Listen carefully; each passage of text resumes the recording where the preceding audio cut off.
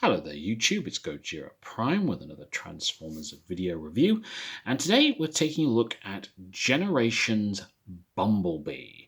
Now this was a toy I picked up a couple of years ago. I was looking to get a Bumblebee figure that I could modify into Hotshot for like a Transformers Generations Armada display piece, and this was the Bumblebee that I got a hold of. Now, as you can clearly see, as with the times, this particular version of Bumblebee is a muscle car, a yellow muscle car with black stripes.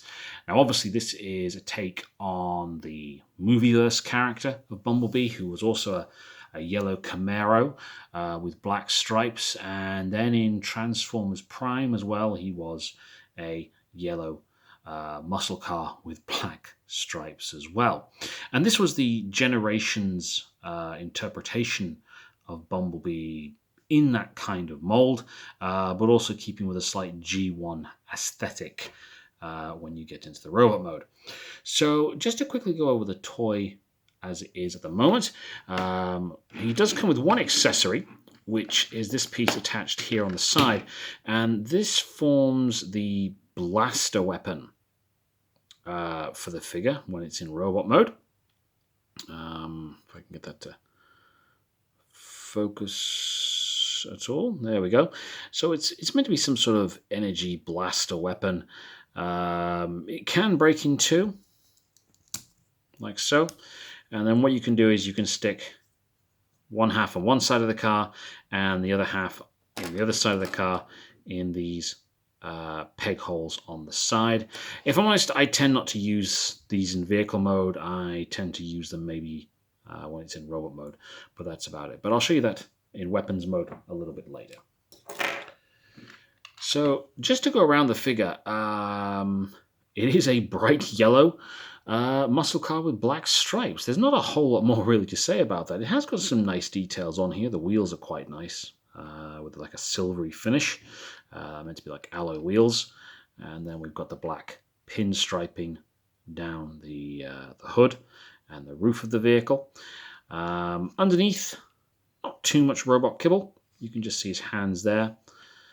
He does have a little bit of paint apps at the rear in the form of his headlights and the bumper and his exhaust, and also blue tinted windows here. Now, the only complaint really in vehicle mode really is this gap you do get here on the rear window section. That doesn't appear to be something you can fill in when transforming the vehicle, unfortunately.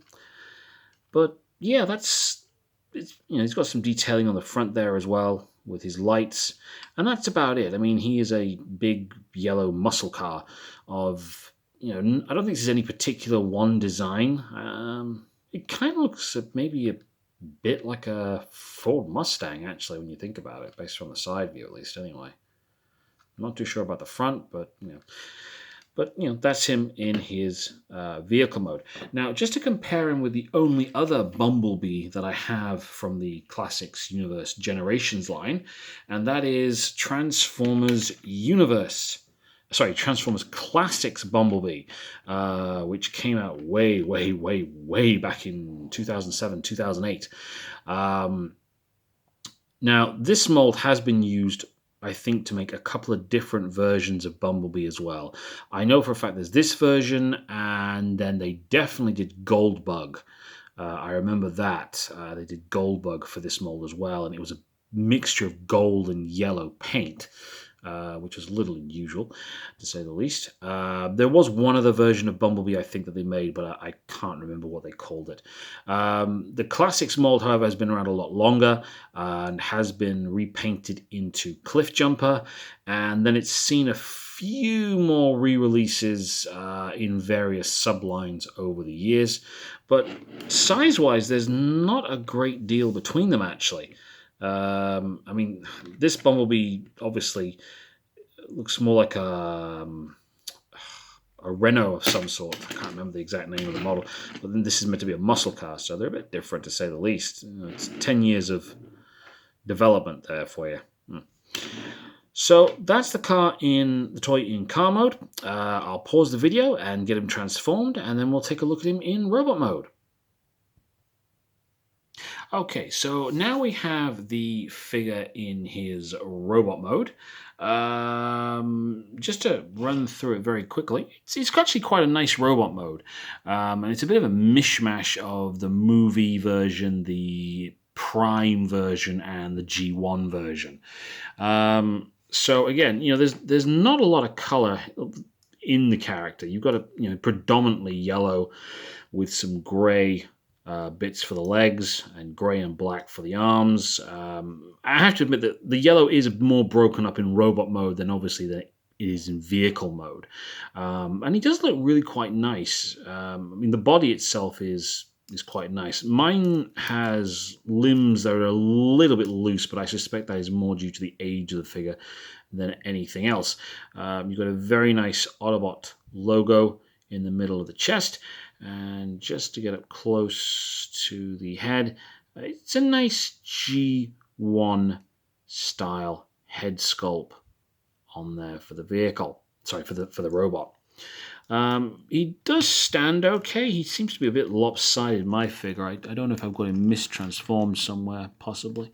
But overall, the robot mode is really, really nice. Like I said, the leg joints are a little bit loose on my figure. My biggest complaint with the figure itself actually is to do with this section here, the roof section. It is meant to tab in here at the back. You can just see that tab in there, maybe. It's meant to tab in like that, but more often than not, you can see his boot section or his roof section sticking behind him like a tail, which is a bit of kibble maybe they could have solved with maybe just an extra folding piece in there. So we'll just put him to one side. I mean, I like how they incorporate the sides of the vehicles into the shoulders, and then the doors do stick out a bit. But overall, it's quite a nice robot mode for me. Now, just again to compare him to his classics counterpart. Now, in vehicle mode, they were roughly the same size. In robot mode, you can see that the Generations version is a bit taller, to say the least. And this version's probably a bit more cartoonized, if that's a word, than his Generations counterpart. This version also does come with the temperature sticker piece there also. But, I do like this one, but I do also like this one as well. Eventually, I will be pre-ordering the Earthrise Bumblebee, and then I'll do a comparison of all three of those when I do the review for the Earthrise.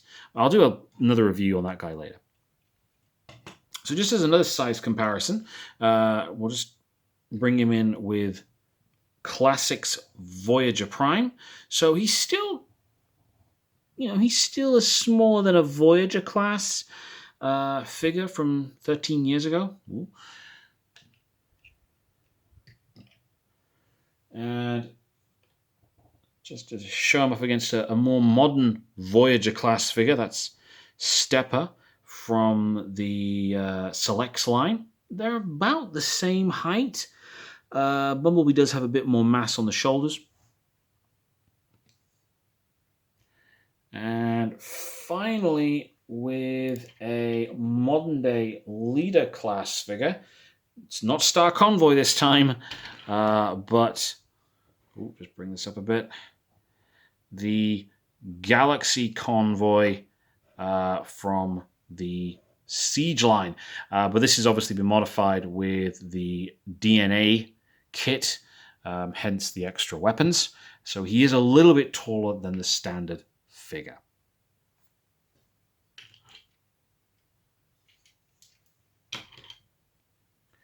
So that's my quick review of the Generations Bumblebee figure.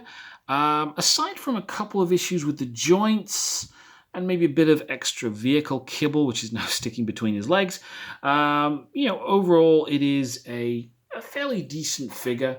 If you don't have a Bumblebee figure in your collection and you are looking to get one, then I would recommend getting this one. However, if you want to get maybe a more G1 accurate figure, then I would probably wait for the Earthrise figure to come along. But like I said, I got this guy predominantly because I was doing, or am still doing, a Generations Armada figure collection at this particular moment in time. So if you can get a hold of this figure, he's in good condition, yes, I would get a hold of him. But if it's not your style of figure, then obviously wait for the new Bumblebee figure to come out in a few months' time. So I hope you've enjoyed the view. Please like, subscribe, and share, and thank you very much.